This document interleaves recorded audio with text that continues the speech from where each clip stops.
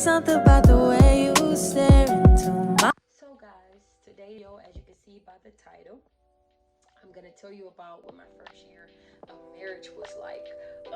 All the highs, all the lows, just trials and tribulations that we've been through, and I'm gonna try to fit that into a 15-minute time frame. Hopefully, I don't go on ranting and raving, but definitely, if you wonder why your girl looked this good, it's because I'm going to a gender reveal today for my baby sister.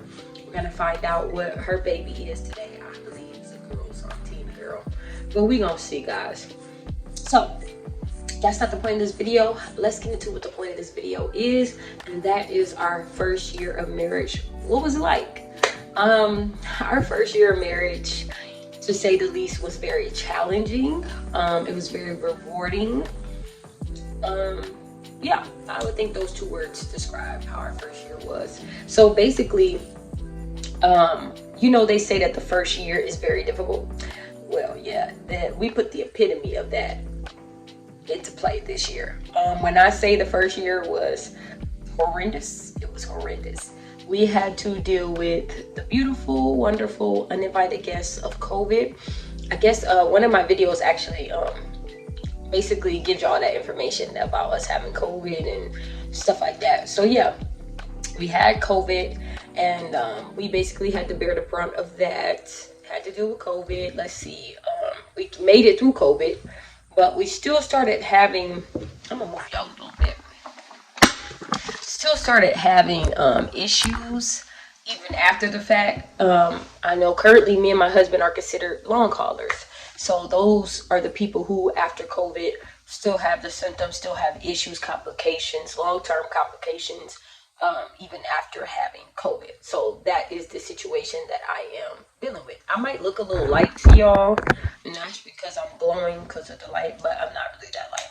So don't troll me. But anyways, yeah. So the first year we dealt with COVID, and that was a doozy.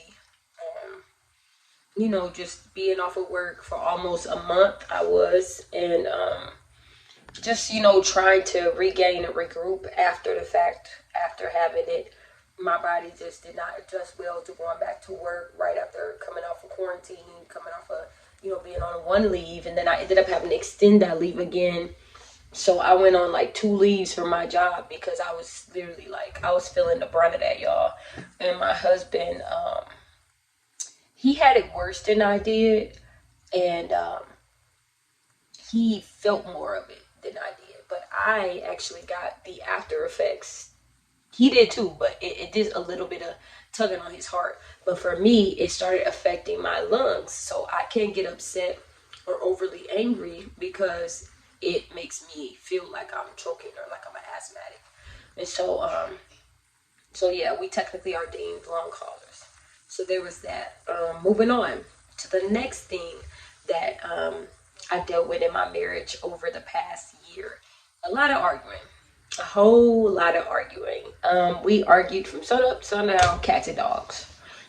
We just could not come to a mutuality, a mutual agreement, a compromise, a common ground, a solution. We just could not come to that. We fought a lot. We still do, but I'm getting better at controlling what I can control and not what he does, but so much how I channel my anger. So yeah, we fought a lot. We argued a lot about every little thing. Finances, it's like the honeymoon phase fades after a while. People don't realize that it fades after a while. So when you are dealing with the stuff that you're dealing with,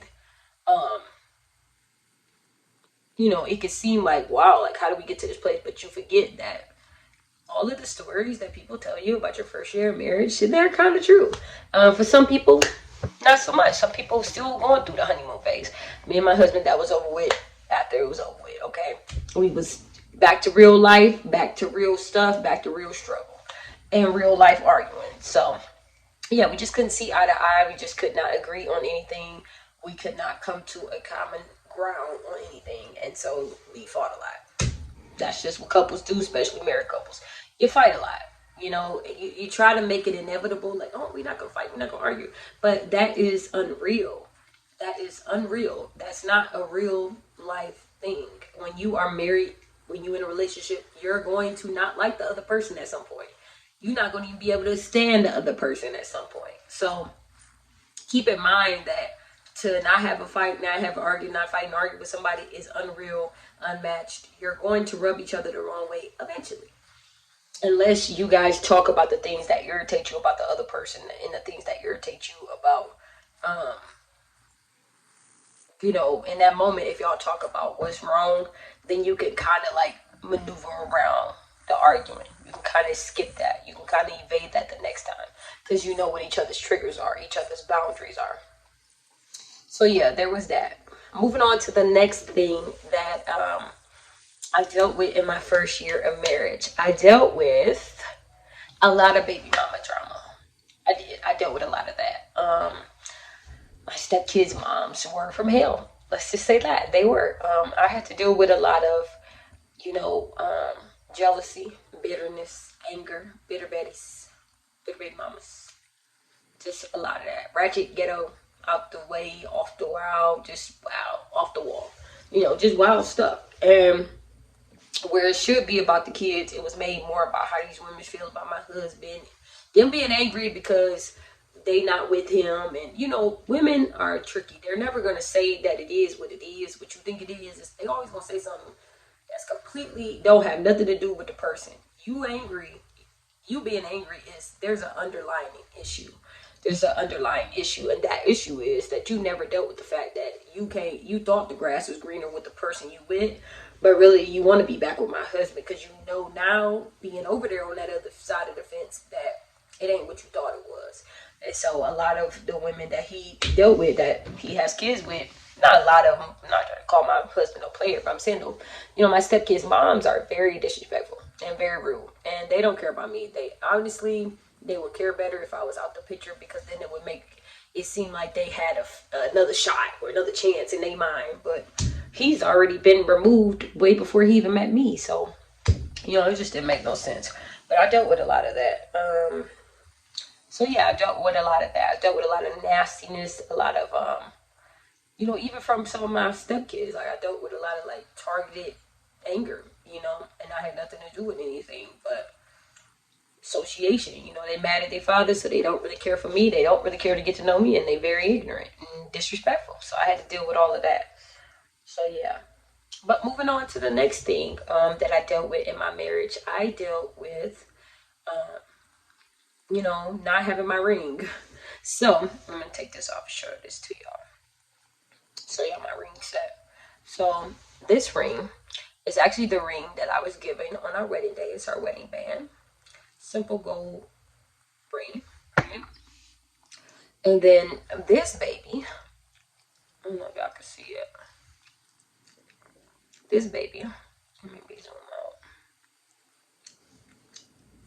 Yeah, she needed her.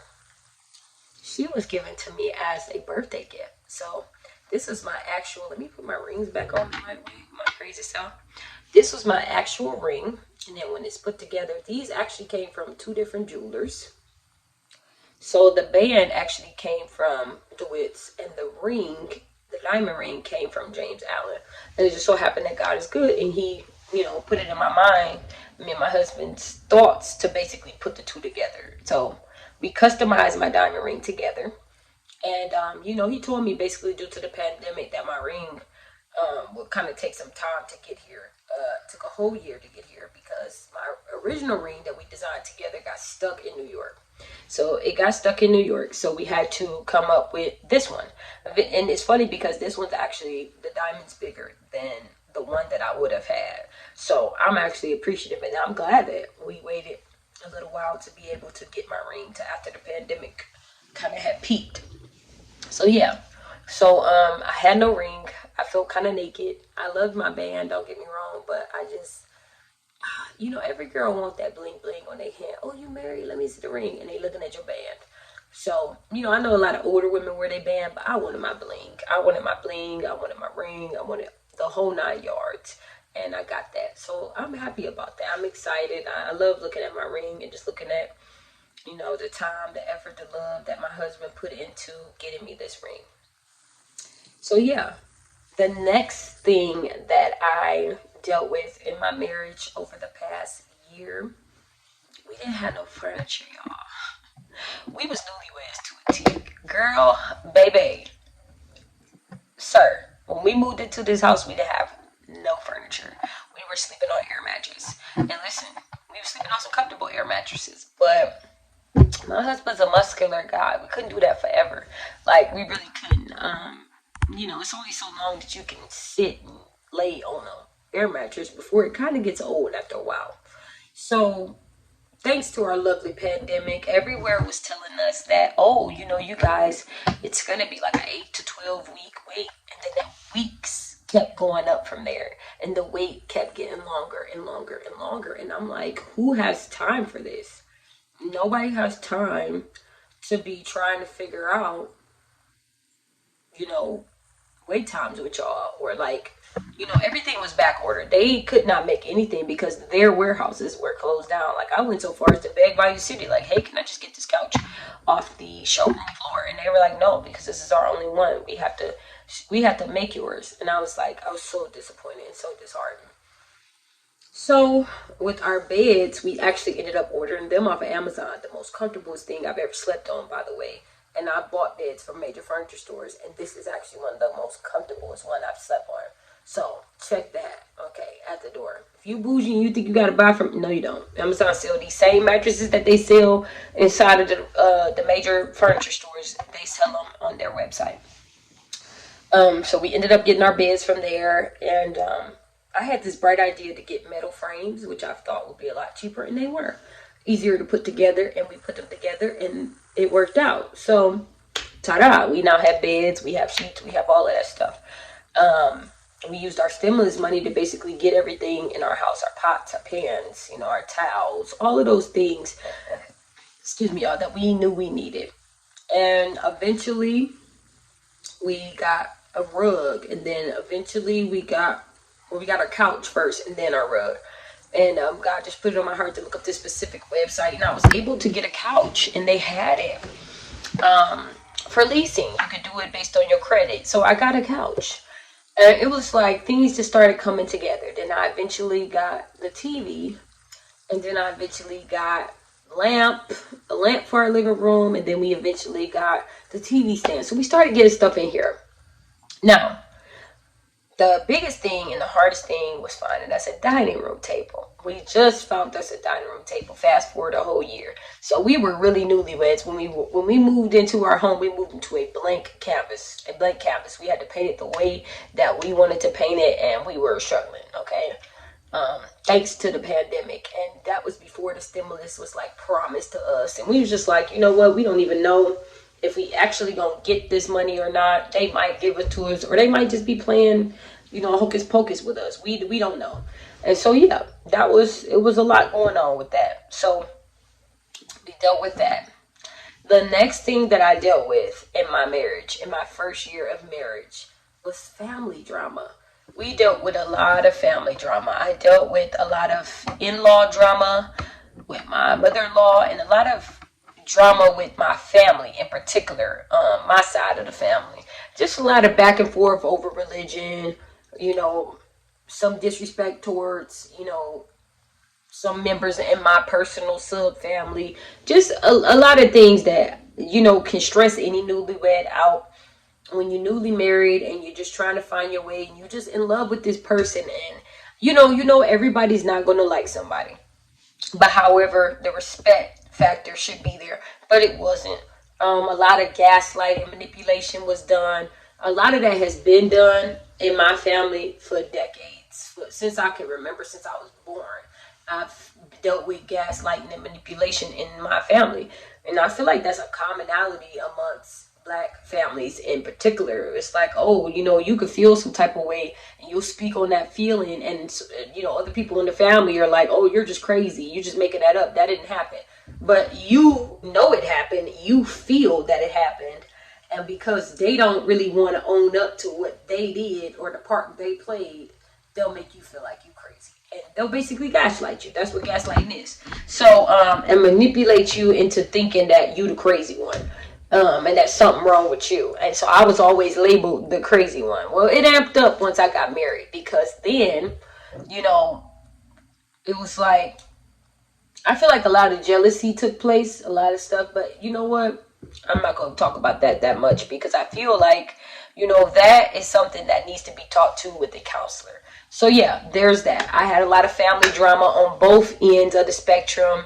Some people respected me as David's wife. Some people respected me um, not. They care less. Some people, respected my husband and my family, and some people could care less about him and probably don't like him. So yeah, we dealing with that, but we a unit. So we working through all of that craziness, and we basically just decided that we could take care of what's in our home and move on from there. We don't really have to kiss nobody but to get along with them. So that's how that's been. So yeah, those were the things that I dealt with in my marriage over the past year. Um, we are currently trying to plan a baby. We're trying to plan a little bambina or bambino. And, that's been a little difficult too because they can't find this implant in my arm. So hopefully they can get it out. Hopefully they can, you know, make me happy one day and just, this appointment that's coming up. I'm praying that they can get it out so that I can start a family with my husband, the family that I've always kind of wanted and always felt like I needed as well. I'll finally get a shot at that. So I'll be having a baby with my husband. This will be my first baby with my husband. And I'm excited. I'm excited for the journey. I'm excited for the potential baby showers and maternity shoots and gender reveals, all of those things. I'm excited about them because I get to do it with somebody that loves me. And shout out to my husband if he watches this video. Shout out to him because he deals with a lot with me. And he has thick skin. He honestly does. And I commend him for that. For all of you newlyweds out there, the best advice I can give you, for all of you who are venturing into marriage and maybe the next couple upcoming months, upcoming years, if you're already engaged, if you're talking about marriage, the best advice I can give to you, it's the best advice I always give to people. You got to continue to date your spouse. Never get too comfortable, never get too complacent, never get too spoiled in the manner of, you lose sight of who that person is to you, or you take advantage of what that person does for you, and you don't think you have to do anything or work harder.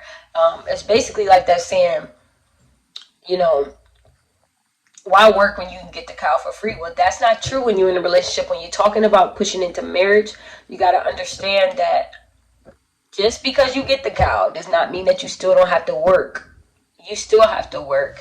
You still have to work. You still have to work overtime to make sure that your marriage is spicy, that it's not boring, that it's not stale. You got to keep your marriage alive. And the best way to do that is to continue to date your partner, continue to do spontaneous things, continue to love your partner, continue to be there for them. Be they rib, be they rib for them. Want women, that's what your job is for your man. And, continually hold your man up. As for the gentlemen that might be watching this, my advice to you is, don't go complacent. Because I know a lot of men, they used to their women cooking their meals for them and cleaning and doing all that. You could do some of that too. You can share some of that responsibility, tending to the kids. You can share some of that responsibility. Don't get too caught up in the fact that, oh, I got you now, I ain't got to do nothing. Don't get too caught up in the fact that, oh, I got you now, I ain't got to take you on no date. I got you now, I ain't got to buy you presents. I got you now, so I don't really have to spend no quality time with you. I can spend time with my boys now. No. You got me. Now do everything to keep me. Keep me satisfied. Keep me happy. Keep me wanting you to come back and, be up under me and kiss me and love upon me. I want all of those things because just because you got me does not mean that you get to sit down and take a break. No. Marriage is a full-time job. It is hard work. And if I don't know that, if I didn't know that before, I know that now. And so my thing and my advice to all of you viewers out there who are watching this, who might watch this, continue to date your spouse. Continue to love your spouse. Do not grow complacent. Do not grow tired. And do not grow comfortable. Because if you grow those things, your marriage will wither and die. And you do not want that.